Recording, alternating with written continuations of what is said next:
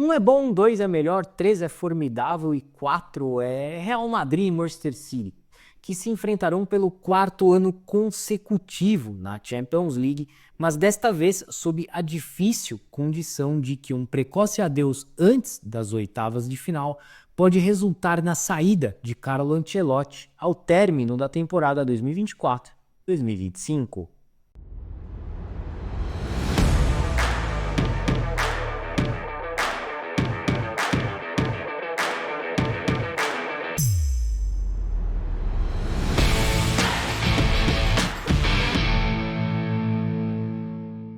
Se você não assistiu o último vídeo que eu gravei, pare tudo que você está fazendo nesse exato momento, vai lá, dá o play e volte aqui depois ao ponto que você parou novamente e verás que eu afirmei com total convicção que o próximo adversário do Manchester City nos playoffs de repescagem da Champions League seriam ou o Bayern de Munique ou o Real Madrid. Isso, obviamente, antes do início da oitava e última rodada da fase de liga do torneio continental. Pois é, mas não se assuste porque você não está diante de um profeta e tampouco eu disse isso da boca para fora. Não, na realidade as projeções da UEFA já sinalizavam a enorme probabilidade de um destes confrontos acontecerem na fase que antecede aí as oitavas de final da Champions League. E como a Champions League não é Champions League sem um Real Madrid versus Manchester City, teremos o embate entre os atuais campeões espanhóis e ingleses pela quarta temporada consecutiva. Bom, e poucas horas após o encerramento do sorteio realizado pela UEFA,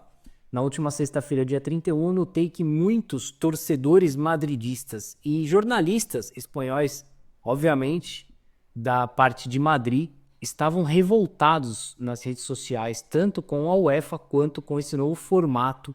da Champions League, que não é surpresa para ninguém, mudou nessa temporada, com essa nova fase de liga que eu particularmente adorei, né? Eu acho que a UEFA acabou potencializando e deixando mais atrativa a fase inicial da competição, com grandes jogos, mas essa não é a opinião dos torcedores do Real Madrid e da imprensa madrilenha em geral, que preferiram, na verdade, culpar, responsabilizar a UEFA pela atual condição que o Real Madrid se encontra, do que propriamente ir direto ao ponto e cobrar o clube por não ter dado a devida importância à fase de liga do torneio e, consequentemente, ter encerrado essa fase na 11ª colocação da tabela, somando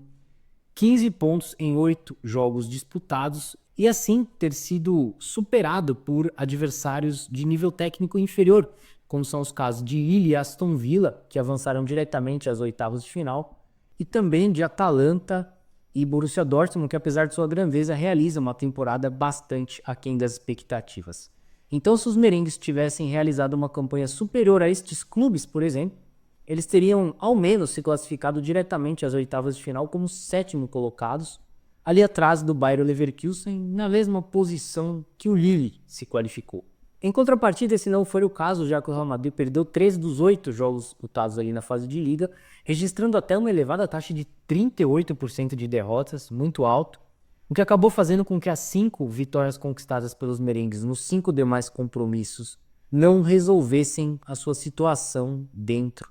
do torneio. E cara,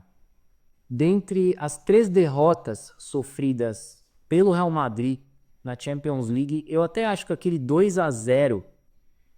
para o Liverpool, né, em Anfield, até se justifica. Vai dada aí a excelente, a magistral temporada realizada pelos Reds. Todavia, a queda diante do Lille, pelo placar mínimo, ainda na segunda rodada, e o revés por 3-1 para o Milan em pleno Santiago Bernabéu, foram determinantes para que os merengues não conseguissem avançar às oitavas de final de forma direta, sobretudo considerando que o Milan vinha em um momento pra lá de turbulento sob o comando do ex-técnico Paulo Fonseca. Cara, e o pior para os torcedores madridistas, certamente, é saber que com mais 3 pontos, seja da derrota no jogo contra o Milan, seja na derrota no jogo contra o Lille, o Real Madrid terminaria a fase de Liga da Champions League na 5ª posição da tabela, ao lado do vizinho e rival Atlético de Madrid. E assim avançaria direto às oitavas de final. Ou então, com 2 empates, nesses jogos contra Lille e Milan, o Real Madrid teria terminado em 6º a fase de Liga. Também estaria nas oitavas de final. Então, cara, diante desse cenário não dá para culpar regulamento, culpar o UEFA, nada disso. É óbvio que também depois disso tudo vem o azar de quase sempre do Real Madrid em sorteios,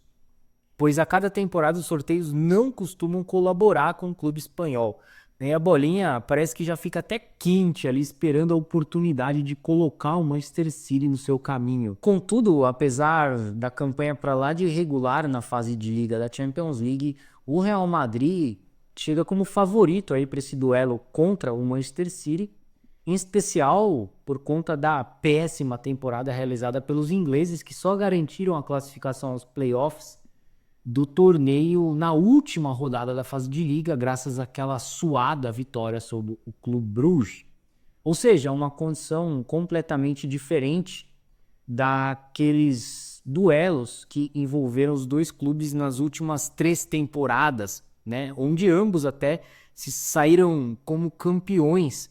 da competição, né? No caso, o Real Madrid 2 vezes, o Manchester City 1. Tivemos primeiramente aquele milagre do Rodrigo com 2 gols marcados nos acréscimos e depois a virada do Real Madrid na prorrogação com Karim Benzema em 2022,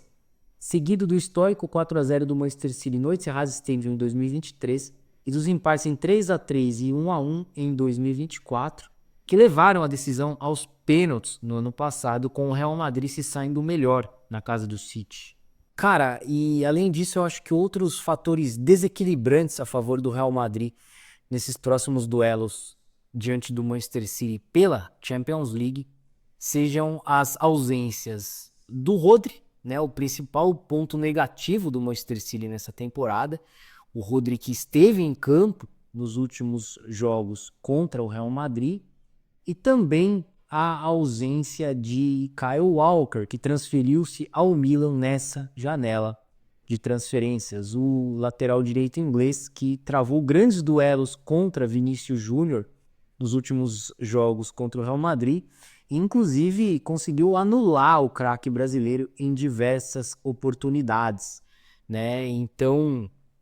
eu acho que a saída do Kyle Walker acabou deixando uma lacuna enorme ali no elenco do Manchester City, e o Real Madrid pode se beneficiar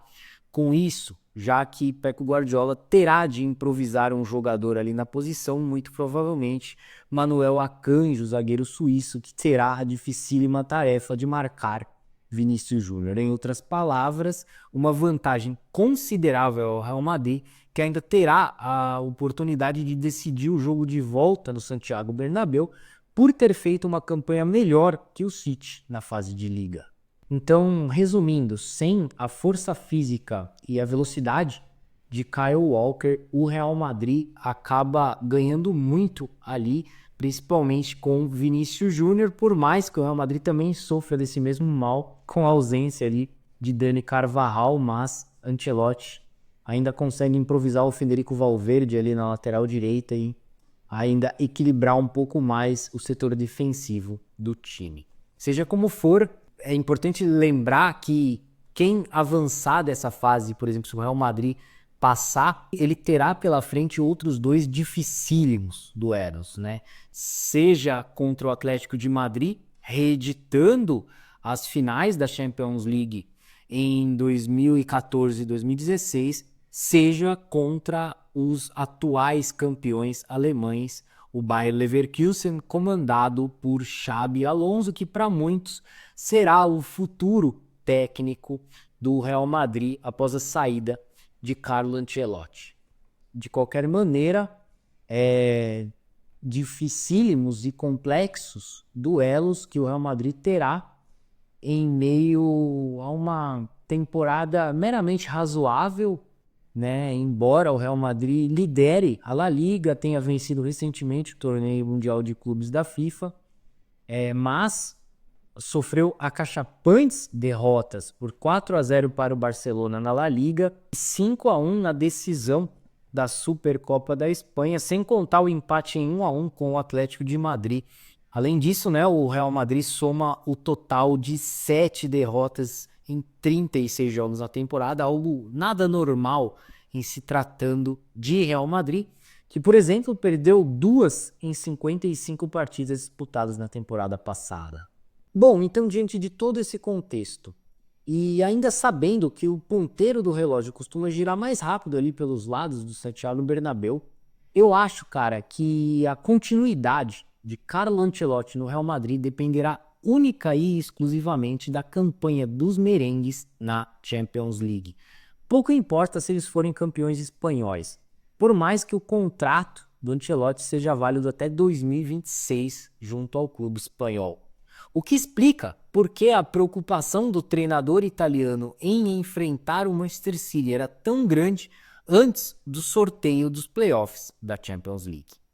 Bom, então é isso aí, eu vou ficando por aqui, eu agradeço mais uma vez a sua atenção e peço a gentileza para que você inscreva-se em nosso canal, deixe o seu like, o seu comentário, compartilhe esse vídeo, ative o sininho das notificações e siga as nossas redes sociais através do site soccerblog.com.br ou deste QR Code que eu deixei na tela. Você terá acesso a todos os links de nossas redes sociais e a todo o nosso conteúdo na internet. Um forte abraço, uma excelente semana para você, até a próxima e saudações!